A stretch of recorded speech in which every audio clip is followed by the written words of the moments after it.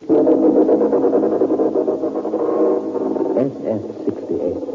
presents Routine Exercise, adapted for radio and produced by Michael McKay.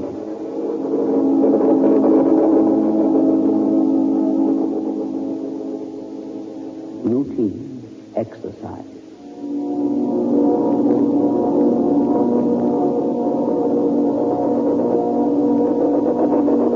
How do you feel, Harvey? How should I feel, sir? Gently now, Captain. I know you've been through the mill, but can't you understand they're giving you a break? They're giving you a chance. And in a good many countries, you would have been shot or brainwashed. Tell the truth, Captain.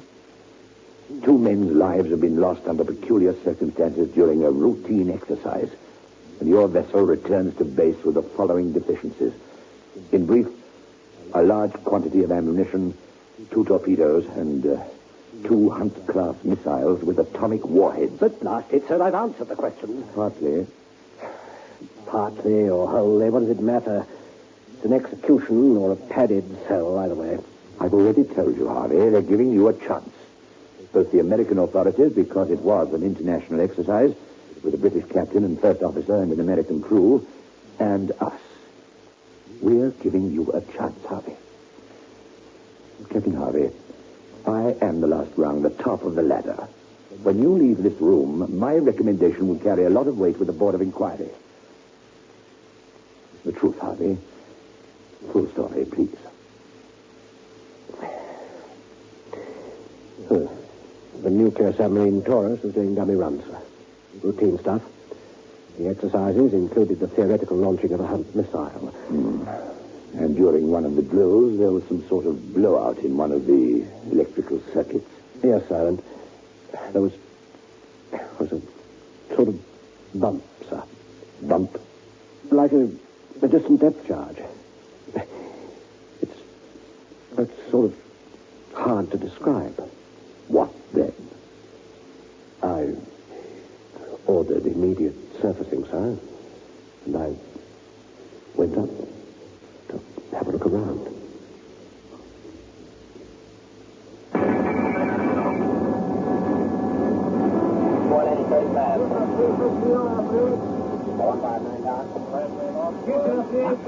What's happened, sir? It stinks. You smell it, sir, like a compost heap or rotting vegetables. Don't make a song and dance about it, Mendel. We're being watched by our American friends, remember? Land mass, 18 miles ahead. How can that be? It's supposed to be 120 feet. But compasses are spinning round like pinwheels, sir. What? Oh, I saw something. Fly across the moon, sir. Did you? Nothing, Mendel. Probably a flying saucer, that's all. Sir, it's not supposed to be a full moon. Hello, Bridge. Captain speaking. Slice here, sir. We're being blitzed. Something like a radar beam is bouncing off our hull every 17 seconds and closing. Closing? Getting more frequent, sir, as if they're shortening their arc, trying to center on us. Very good, Charles. Keep me posted. Get me the entire ship. Okay, sir. Go ahead. The captain speaking. Attention all hands. This is a genuine alert.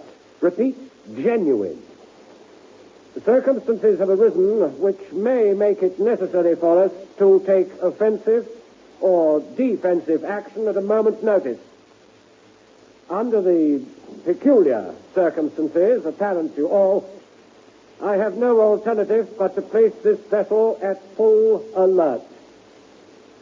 Action stations, load all torpedo tubes, stand by. That is all.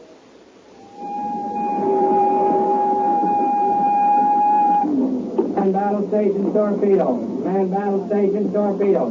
Whoever it is hanging on to us, sir. Pull ahead together. All right, guys, stand by. Vessel, bearing green 05. See anything? An outline, sir. No navigation lights. Signals, challenge. Guns are ready, sir. Lights! Searchlights! Blast it! Sir, I mean nothing. No answer. All guns, fire!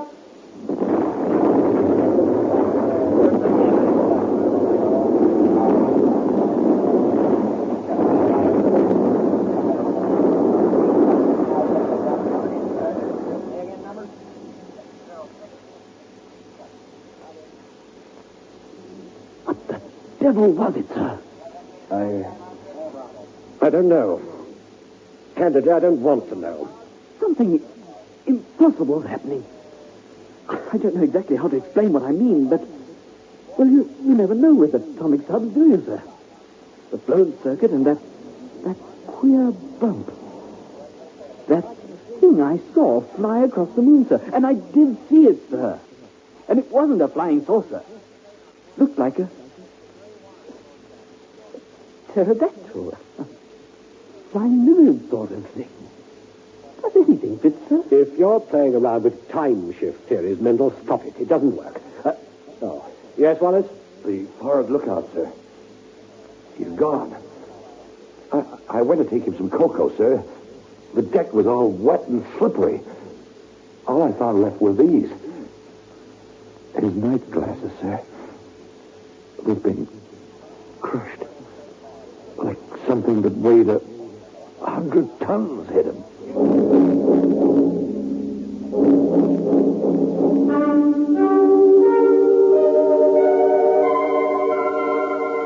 Fathoms, sir. Radar blips every 3 seconds. 15 fathoms, sir. Deepening? Deepening, sir. Seabed slanting away. Sheer. 22. 23 now, sir. Going down like a cliff. Well, take a chance it stays that way. All right, men, all clear, decks and secure. Stand by to dive.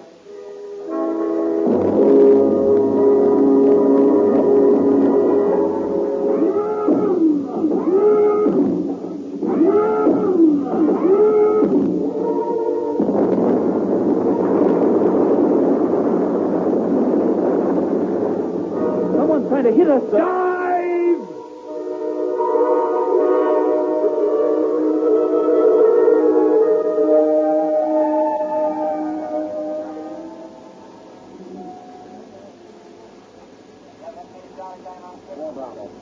Maximum depth.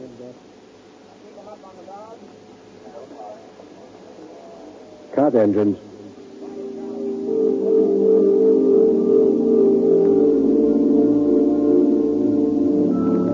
Something happened up there, sir?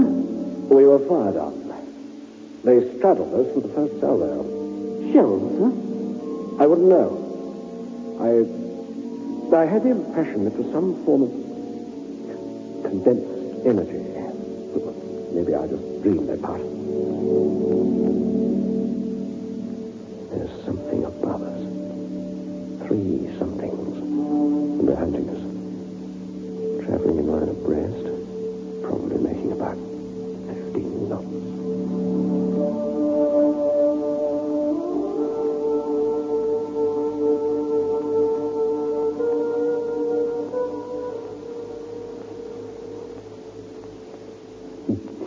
Care to buy a fine tooth comb, sir? Not now, thanks. Our friends up there are giving them away gratis. I think the word hostile is an adequate description, don't you? Up, periscope.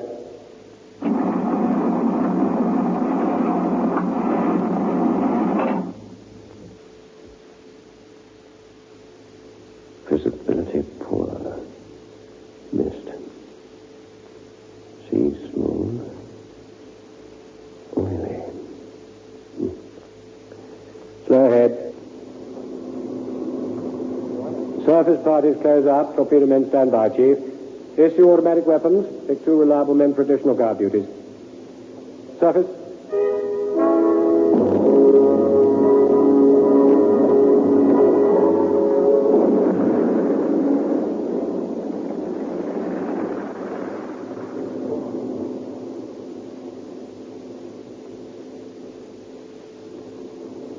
Like the inside of a pressure cooker.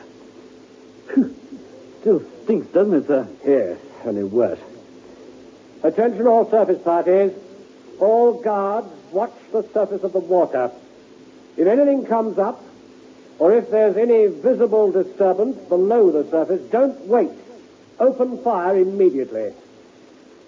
Depth 580, sir. Good job. Radiant sea of world. Easy enough, isn't it? Aircraft at 1 o'clock, Captain. 75,000 feet up. Descending in spirals, making about 1,200 knots. Clear decks. Diving station. Dive, dive!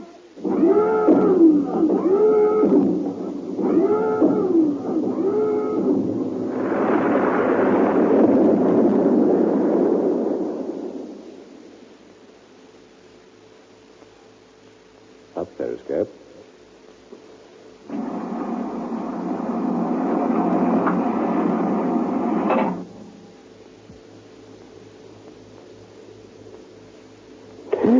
Sir?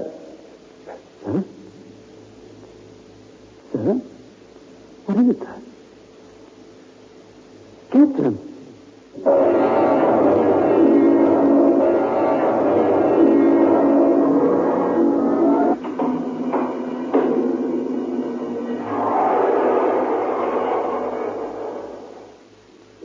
Now, ladies, we're speaking about biotechs in this series of programs, and Mrs. E.B. Granger of Gordon Road, Heathfield in the Cape wrote to say that she decided to try our biotechs just to see if it lived up to our claims. And she said, I bought a packet, and lo and behold, it actually did just what the advert said. I'm so proud of the children's white shirts, the hankies, and the underwear that I want to say it will be biotechs for me every washing day from now on. Some of my family's accessories were left with slight stains, but now, thanks to biotech soaking, they come out white, and the stains do go away, as you say. Now, that is the statement from Mrs. Granger of Heathfield of the Cape, and it bears out what we have been saying to you, ladies, ever since biotechs first came on the market. We said to you, it is different to any washing product that you've ever used before. We claim that the stubborn stains will vanish, and people like Mrs. Granger bear out our claims. Remember, biotechs.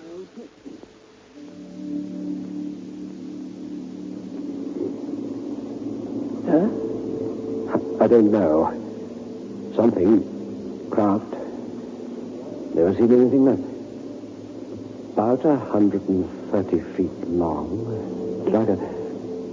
Like an elongated teardrop. No ports, no openings. It's a sort of, spaceship. Only it floats. They're using their tubes as a drive, making about 8 knots. They're looking for us. Looking for us again. Pinpointing us. This is something they've rigged up on the spur of the moment. That surface up there. The heat, sir. The land being close when it shouldn't be. You remember I said... Well, you did too, sir. Something about time. The original blowout, sir. I think we've jumped. I think somehow we're back in... I did see something fly across the moon. Quiet. Stand by for the torpedo tubes. How much does the thing draw? Better give the torpedoes a surface setting. Coming across our bow, sir. Dead straight line at green O. Fire 1. Fire 2. Dive deeper. Emergency lighting. We hit whatever it was, sir. Twice. Don't think there'll be much to salvage, do you? No. Periscope depth.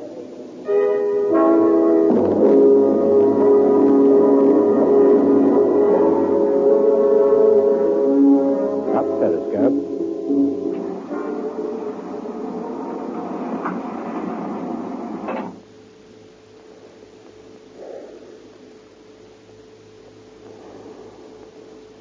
Sir? Hardly be any wreckage. Not after that explosion. Nothing. Oily. Terribly thick, the water seems. Doesn't seem like the water of the Atlantic. Dead fish. Dead. What? Body. You saw? Just floated. Young man. He's human. Well, some I expected anything that came up, or whatever's been after us, not to be human. Pull ahead together. Going to stick the periscope depth, sir? I prefer to know what's happening.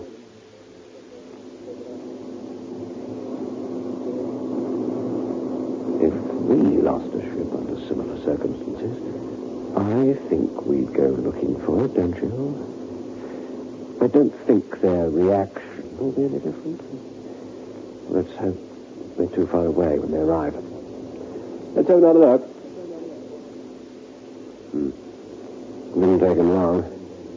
Hey, you better take a look, Bendel. Could be a dream, but I had my doubts. What the devil is it? A baby moon or something? Looks almost big enough, doesn't it? I think it's the mothership. I don't understand. I'll explain later. Missile party, close up. Think like the enemy. Place yourself in his position. There must be a stellar racer. Probably on a survey mission. Probably checking on likely planets for future colonization or something. When their instruments detected us with an obvious technology, their commander must have done a double take. Mendel is right. Somehow, we are in waters that are not the Atlantic of the 1960s. Something's happened to time. We've gone back. The heat, the smell, the land mass where it shouldn't be, that's up to one thing. That we're in another time. Somehow. I don't know how. And this spaceship cannot understand why a technology is functioning in a prehistoric world. The mothership can't expect us to have anything that can strike from out of the water into the air. That's what the enemy must think. He's got to think that. Missile party, stand by to launch. I don't expect to win. Making a gesture, that's all. A gesture of self-preservation. Better than running away.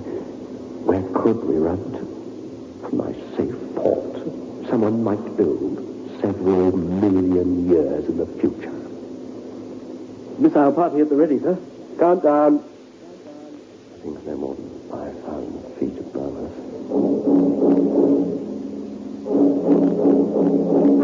Missile away, sir. Number 2, countdown. 2 away, sir. Dive!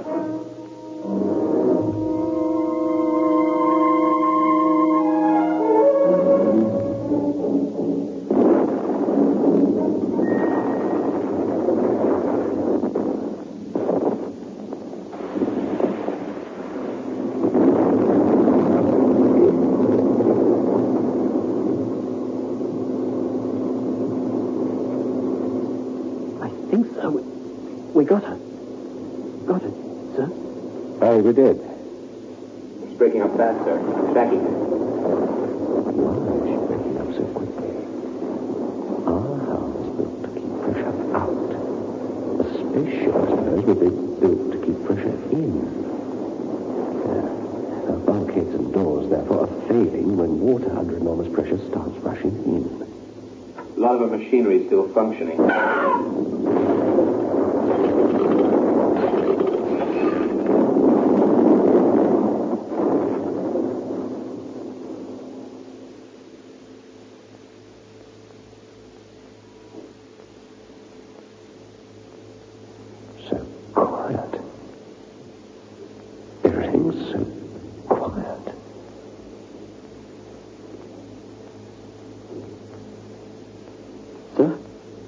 Mendel? It's Wilkins, sir. I think he's dead. He was just making a routine check of the fuses when the current arced right across his hands. For no reason. No reason. Wilkins knew his job, sir. The flash and bang came with the same sort of bump we had in the beginning, sir. Before all the queer business started. I'll put him in the torpedo room for a minute. I'll be along. Up, periscope.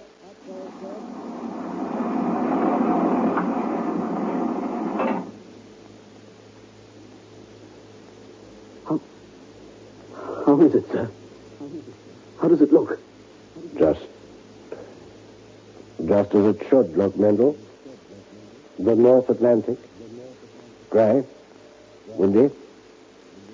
Cold.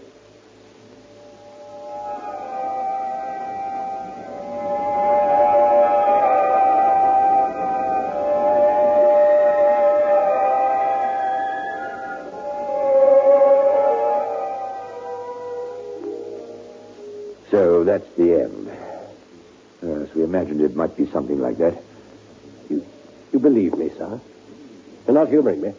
On the contrary, certain crustacea adhering to the hull of the Taurus no longer exist today, save as fossils.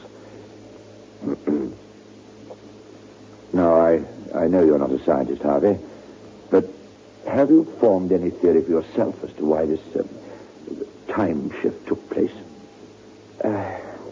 Well, sir, I don't think it was anything to do with Taurus. I think it was something they were doing. Go on. I think for a vessel to travel between the stars, it would have to overcome time as well as space. I think they'd have to bend time in relation to space. Otherwise, an interstellar journey would be everlasting. Possibly, conditions were just right. I think they were checking their power units. And somehow, they tuned into us. We, in the present, on a routine exercise. They, in the past. Our past. This world's past. The time was... Conditions were just right for us, too. The right power coming from our reactors. Unwittingly, they created a time warp. And we were snatched into it. And then, when the seawater reached those mechanisms, a short was created, and the process reversed itself. Yes. They, a far-developed civilization, were surveying a prehistoric planet, our planet, Earth, millions of years ago. And we, in the present, highly developed, were snatched back to the past, our own planet's past. Heavens, sir. Think how developed their world must be now. Captain Harvey, it's only fair to tell you that you've come out of this rather well. For purposes of secrecy, your crew were interrogated under drugs, and all of them praised your bearing. Obviously, we can't give you a medal, but shall we say that promotion from now on will probably be quite rapid? Thank you, sir. Thank you very much, sir. Something still worrying you? A highly advanced race could sink to barbarism, multiply, and in the course of a few million years, climb up again, couldn't it? Yes. Yes, I suppose it could. But I fail to see quite what you're driving at. It was a devil of a size, that thing we shot down, sir. It should have been at least 4,000 or 5,000 souls saved from it. They'd probably have made land somehow. Well, I'm afraid I still don't... I shot down the mothership, cut them off from their world forever. They were just like us. I saw a body floating in the water, just like us. I can't help wondering if we, the people of Earth, are the descendants of the survivors.